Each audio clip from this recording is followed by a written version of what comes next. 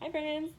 It has been just a hot minute since I've been on here, but today I want to invite you along with me as I shoot some film. I have a few frames left on a roll of 120 and a couple left on a roll of 35mm. I think I'm going to make this an IGTV video, so it can only be about 10 minutes long, so I'm going to keep it short and sweet and just kind of walk you through the process. I have a couple of items behind the camera that you can't see. It's just a couple of extra like film related items, like flat lay kind of items. And then I'm also working on top of like a contact paper roll that's like a marble kind of style. It was real cheap from like Walmart and I liked it.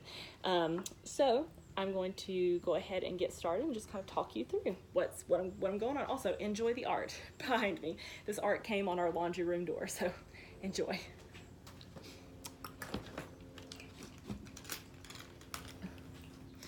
Okay, so I'm going to start with 35mm.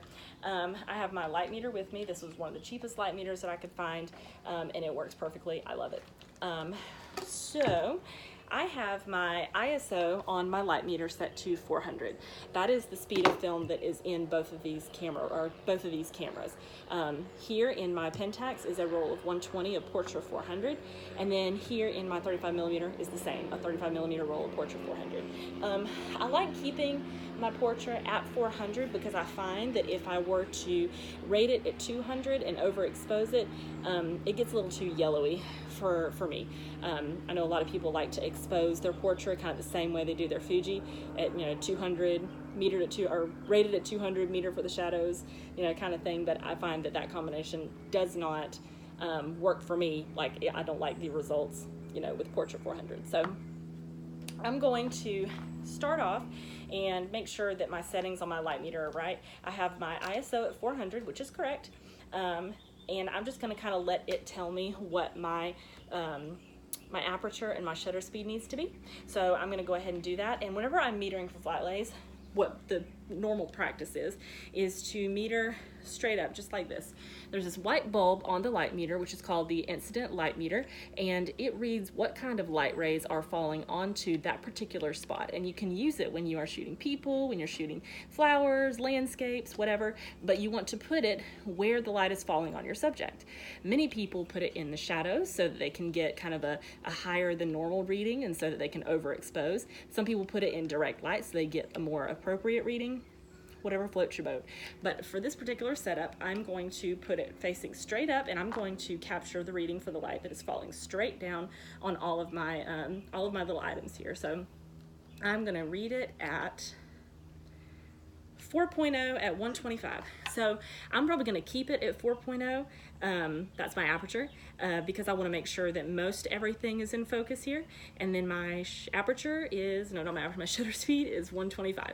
So I'm going to put you here, and I'm going to grab my 35mm. I'm actually going to take my strap off. Yes, this is a Vera Bradley Weekender bag shoulder strap. It works for me, whatever works. Make sure everything is placed like normal. And then 4.0 at 125. So on this particular camera, the back dial here changes your aperture. And then up here on the front changes your shutter speed. So I have my settings, and now all I have to do is get in position and compose and take my shot. So let me do that. You may have to get like down a little bit and kind of get down on your knees some. So I'm going to go ahead and compose that. 3, 2, 1. There we go. Now I can choose to shoot from up top. I can do that, but there isn't really anything super fancy going on up top here that I want to capture, so I'm just going to leave it be. This is 26 out of 36. So I have 10 frames left on 35mm. So I'm going to just switch things up just a little bit and add, I wear my glasses a lot, so I'm gonna add some glasses here on the side. And then go ahead and add my rolls of Portra back on the side here. So I know my readings are the same, 4.0 at 125. So now I have another setup, and I'm gonna compose. I actually need to scoot this over a little bit. Compose, and 3, 2, 1. So what I'm seeing through this right now is that my paper here isn't quite wide enough to cover the desk, and so I'm really composing with care, you know, when I'm composing these and making sure that everything is kind of set up in the right way in frame. I don't want any like sides of the table here showing or anything, so that's why it kind of took me a second to like get it composed and everything. Now I want to talk for just a minute about, I only have 5 minutes left, I'm not going to make it super long. I want to talk for just a minute about this particular camera and its shutter speed. So right now it is 10:55, and all usable light for like really pretty portraits or backlit portraits or really soft light that's kind of like golden hour is long gone. It is, as you can tell from all this light up here, my garden is just back that way, it is super bright and it's warm outside today. So I could go outside and out there and get plenty of like sunshine, but I think it would be a little bit too harsh. So I'm actually underneath my breezeway right now, where there is a tad bit softer light, and that's what I knew I wanted to work with. I knew that I was going to be using my 50mm prime lens, and that opens up wide enough for me to shoot at low apertures and then bump my shutter speed up high enough to where I won't have camera shake. Unfortunately, the 75mm that's on my Pentax here only opens up to 2.8, and if you get in a situation where there's not a lot of light, then sometimes your shutter speed is going to read at 60. And while on a 35mm or even a digital camera, 1/60th of a second isn't too controversial yet. It's not too risky to shoot at 1/60th just yet. It is on this camera. I know from experience, just with this particular camera, I shot a whole roll of 120 out on the farm one time, and I shot it at 1/60th, and the whole roll was ruined. Like, I got it back and it had camera shake all over the place. So what I'm going to do with this is, if it reads 1/60th, I have my trusty tripod. So that's what kind of goes on here, is I wouldn't risk it at all if my light meter reads 1/60th. Can't talk. If my light meter reads 1/60th of a second, I'm not going to risk it, and I'm just going to go ahead and put it on a tripod and do a timed shutter release. That way it's not shaky and it's not super shaky. So I took 2 shots on frame for you.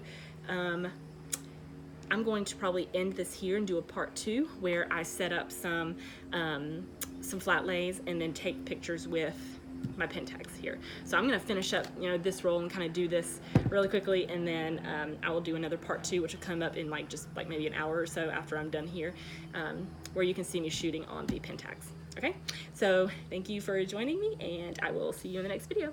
Bye. Hello, welcome back.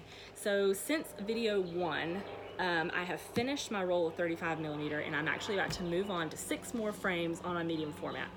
Weather-wise, if you watched that first video, you know that I am underneath like my breezeway and that there's kind of a lot of harsh light outside, and so I wanted to avoid the harsh light and harsh shadows, and so I came under my breezeway.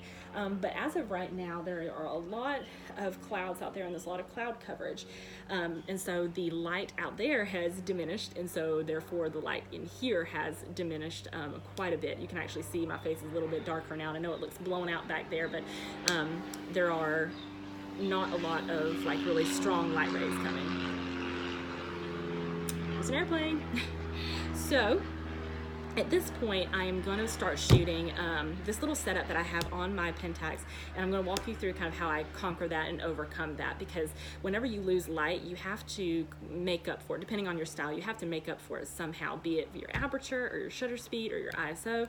And so with film, once you set your ISO, it's done. You can't move it again. Some people do, but they have it developed at 1 ISO. Like, you can't, I guess, cut film strips in half or in thirds and tell the lab, hey, first third is going to be developed at 320, second third is going to be developed at, 100. That would be really nice, but that's not the way it's done. So I'm going to just walk you through how I'm going to kind of overcome that.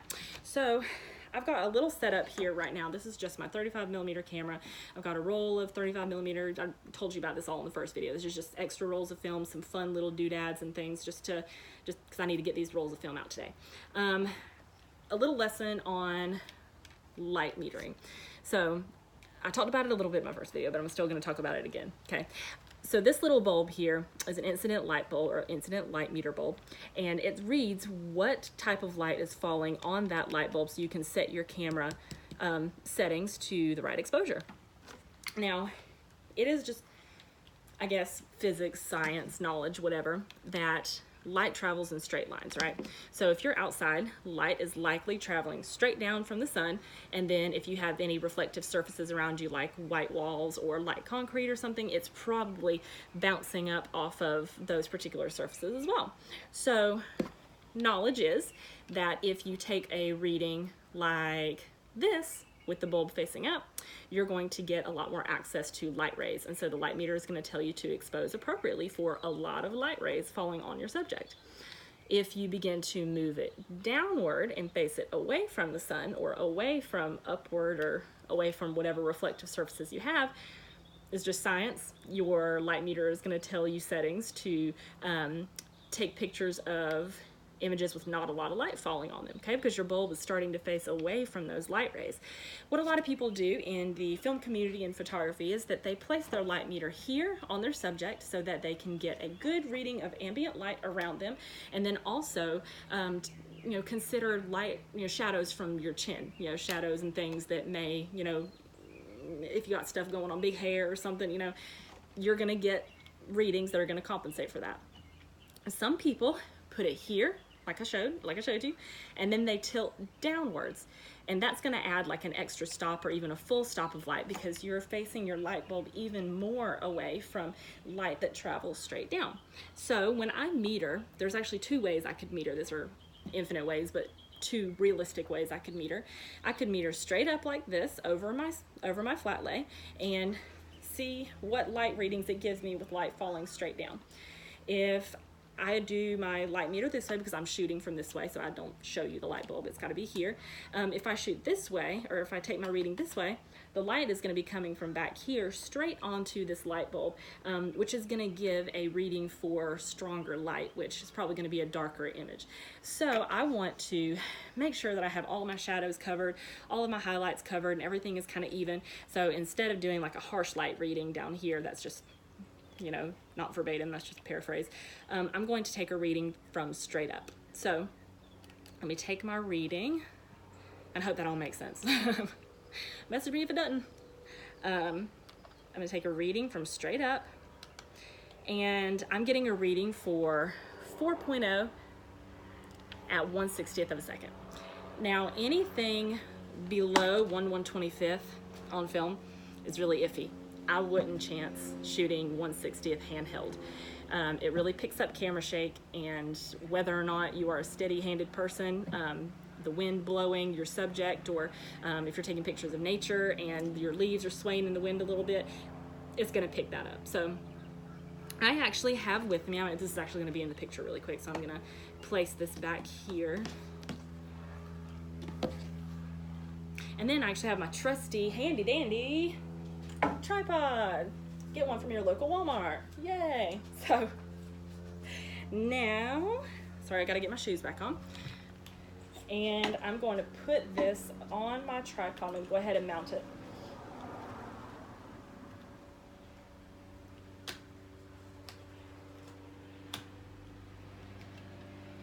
Okay. Now I'm just gonna adjust a little bit, get things the way I want them to be. Sorry, I know it's a little bit awkward watching me. This is all things that you have to do. I could have had it set up for you that this is real time, real life. This is what I'm doing in real life.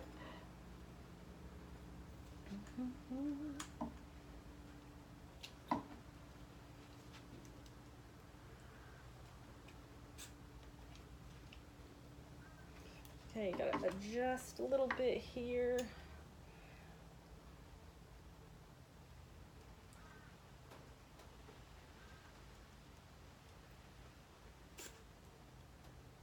And I know this doesn't seem very realistic for, like a wedding or a session of some sort, but this is just kind of a slow teaching, lesson from me to you.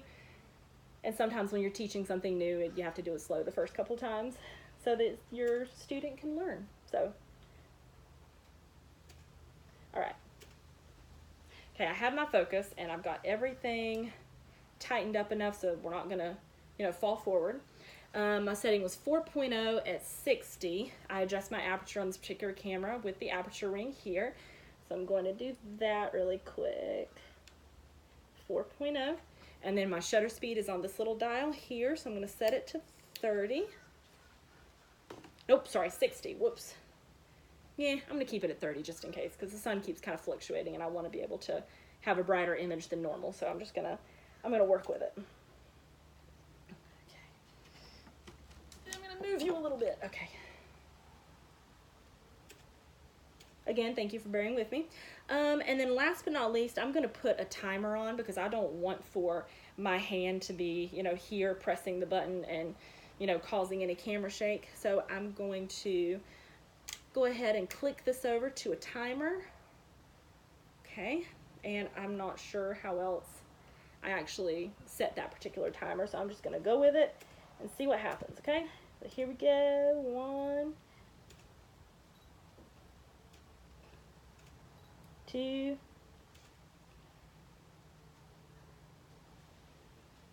okay, let's just see what happens.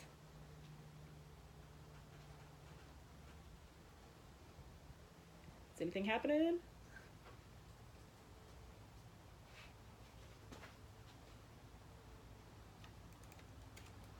Oh, no, I didn't press it all the way. Ha! Sorry. See? Real life, guys. Real life. 1, 2, 3. There it goes. Do you hear it beeping?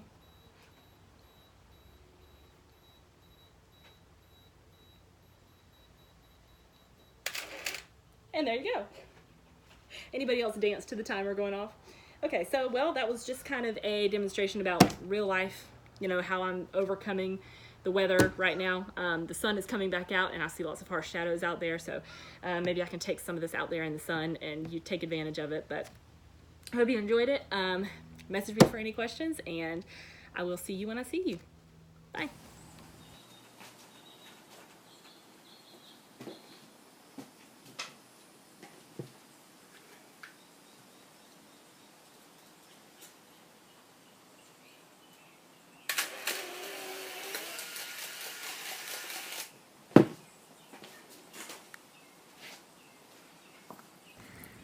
Lordy me, it is hot outside and I'm inside. That's why I'm kind of looking a hot pot of soup over here.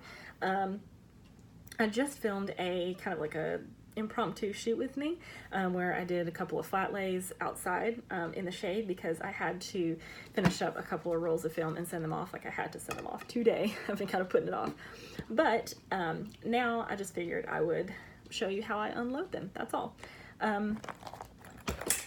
It's easy peasy. 35 millimeter, super easy.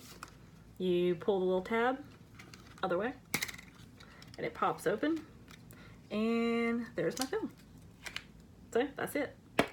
And I like this camera because it gives you the choice whether you want to roll the entire thing back in or if you just want to leave like a little tail hanging out. I kind of like leave it a little tail hanging out because it allows the people at the lab to kind of pull it out of the roll a little bit easier instead of having to kind of crack it open. They can do it either way. I don't know why, but they just, that's that. Let me turn this off. Okay, so that's easy peasy. That's how you get that one out. And then next is a medium format. This is a roll of Portra. And usually with your rolls in medium format, once you pull them out, you have to seal them up. And the Fuji rolls, the Fuji 400H rolls, those purple ones right there, actually come with a adhesive, like a sticky tab that you can wrap around, but Portra for some reason has like a liquid seal, and recently some of the newer Portras have been kind of inconveniently upsetting people because the tabs don't stick very well, so they'll be licking them and trying to stick them on, and they're like, it's not sticking. So I just have a little roll of washi that I carry with me everywhere. So I turn this tab here. Actually, I flip it out first. See, I had to flip it out. And then I'm going to turn it clockwise, counterclockwise. Don't worry, I'm still learning every day. So I'm turning it counterclockwise like this, to where it's straight up and down. And then I will turn it a little more, and that will cause the back to pop out. I'm gonna put this over here. It's heavy. And there are these two little tabs here. When loading the film, you put the actual fresh roll on this side and then roll it around over the top here. This is the part that gets exposed. And then you roll the other side into here. But whenever it's done, you can actually pop this tab here and it comes out. Be sure to hang on to it because if it unrolls, your roll is ruined. So I have my washi tape. Ooh, what's going on here? This is kind of weird. It's like kind of shiny. I haven't noticed that before. And here's the tab here. It says fold under before sealing, so I'm going to go ahead and follow directions. I'm such a nut. Why do y'all watch me? And then you can normally lick it and seal it, but I'm just not comfortable. It kind of still pops open a little bit, so I'm going to take a little bit of washi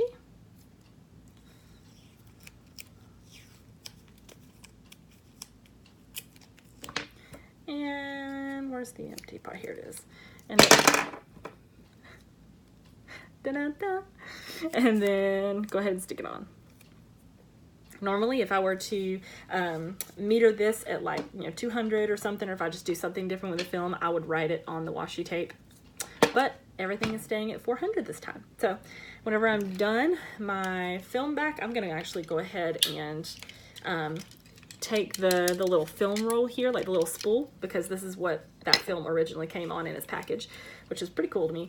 But you flip it over to this side here, the other side, so that you can wind the fresh roll of film into that side. Remember, we put the fresh here, roll it over, and then it'll be able to be rolled into that other spool over there.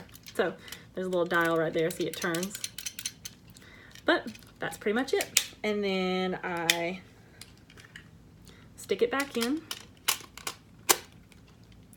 turn it clockwise this time, and the tab goes down and is in and good to go. Let me turn that off and I'm done. Now I just got to package up all my films and hit the post office. Thank you for joining me on this funny little awkward video, but here I am. Take me or leave me. Love you. Bye.